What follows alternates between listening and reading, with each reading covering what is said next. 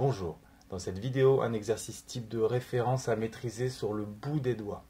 Je vais vous montrer comment utiliser une suite auxiliaire géométrique, ce qui constitue la clé de la moitié des problèmes de suite.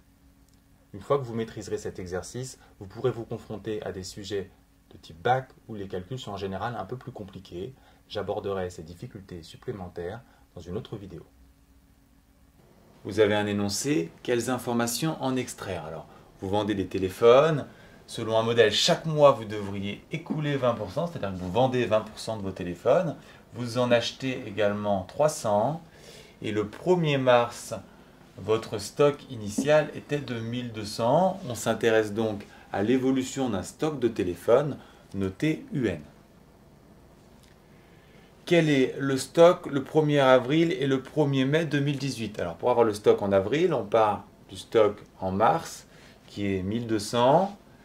On en vend 20% et on n'oublie pas l'achat de 300 nouveaux appareils.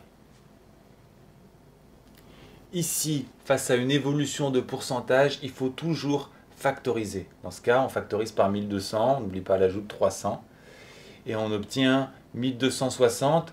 Pour le mois suivant, on applique le même principe, on part de 1260, on multiplie directement par 1 moins 20 sur 100 et on obtient 1308. Je vous conseille, comme d'habitude, de récapituler vos résultats dans un tableau. Enfin, pour cette question, n'oubliez pas de conclure par une phrase quand la question est concrète.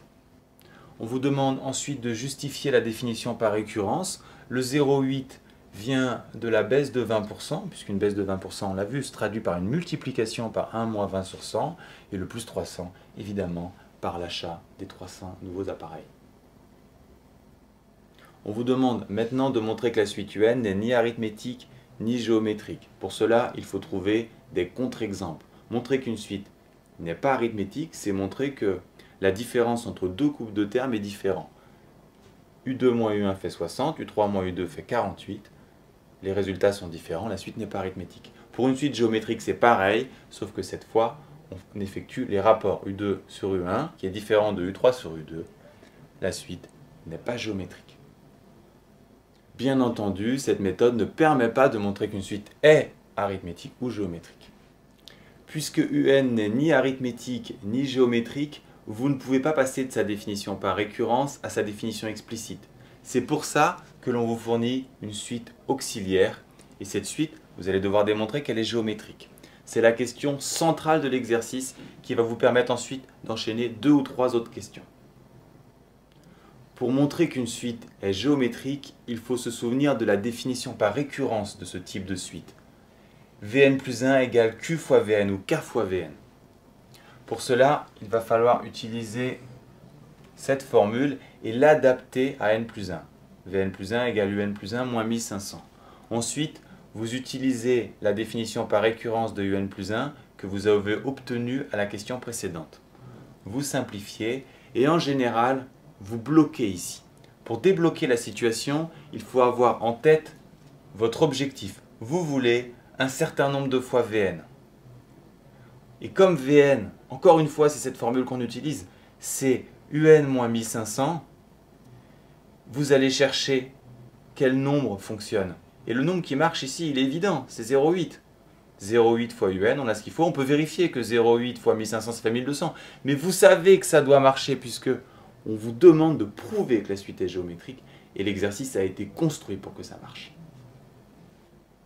Ainsi, Vn plus 1 égale 0,8 fois Vn et donc la suite Vn est géométrique. Maintenant, en déduire Vn puis Un en fonction de n. On vous demande donc les définitions explicites de Vn et Un, et Vn est géométrique, donc vous savez le faire. Vn géométrique, donc Vn est égal à V0 fois Q puissance n. Maintenant, comment trouver V0?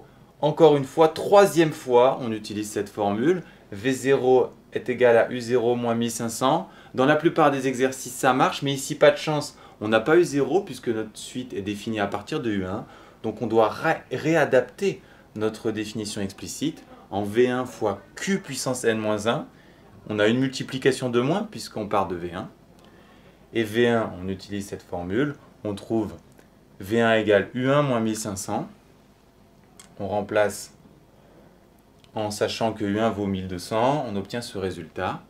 Et pour obtenir UN, que fait-on? Eh bien encore une fois, cette formule quatrième fois, on la retourne. UN égale VN plus 1500. On remplace Vn par son expression et on a bien Un en fonction de n. Ainsi, pour s'en sortir dans ces deux questions centrales présentes dans presque tous les exercices de ce type, il faut se souvenir tout d'abord des deux définitions des suites géométriques.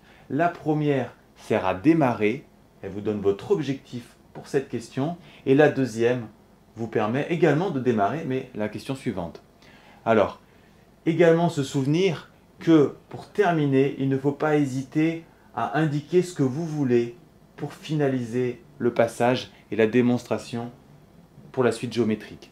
Enfin, pensez à revenir toujours à cette formule quand vous coincez. Nous l'avons vu, elle est utilisée 4 fois sur ces deux questions. Ces problèmes se terminent en général par une dernière question. Je vais vous présenter ici 3 fins possibles. Alors, on peut vous demander en déduire la limite de UN et interpréter ce résultat. La première chose à faire est de rappeler la définition explicite qu'on vient d'obtenir. Ensuite, si l'on note que 0,8 est compris entre 0 et 1, la limite de 0,8 puissance n-1 va tendre par 0, d'après le cours. Qu'on ait n ou n-1, évidemment, cela ne change rien. Ensuite, si l'on multiplie par moins 300, la limite est toujours nulle, on peut préciser par produit. Et enfin, si on ajoute 1500, par somme, la limite vaut 1500. Pour interpréter le résultat, il faut se rappeler le problème. UN décrit un stock de téléphones portables, donc le stock va se rapprocher de 1500, ce qu'on exprime par une phrase. Pour avoir tous les points de rédaction, n'oubliez pas de préciser que Q compris entre 0 et 1 et de justifier les étapes de construction de votre limite. Deuxième fin possible, déterminer à partir de quand le stock dépasse les 1400 appareils. Alors le stock c'est UN, donc on traduit par UN supérieur à 1400. Ensuite on utilise la définition explicite qu'on a obtenue précédemment. Pour transformer l'inégalité, on soustrait par 1500 à gauche et à droite, donc on ne change pas l'inégalité. Par contre, quand on divise par moins 300, il faut changer l'inégalité. On simplifie.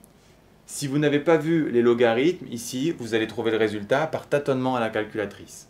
Par contre, en deuxième partie d'année, vous appliquez le logarithme qui fait tomber les puissances. Et ici, il y a un piège. Le logarithme de 0,8 est un nombre négatif, donc il faut à nouveau, quand vous divisez, changer les inégalités.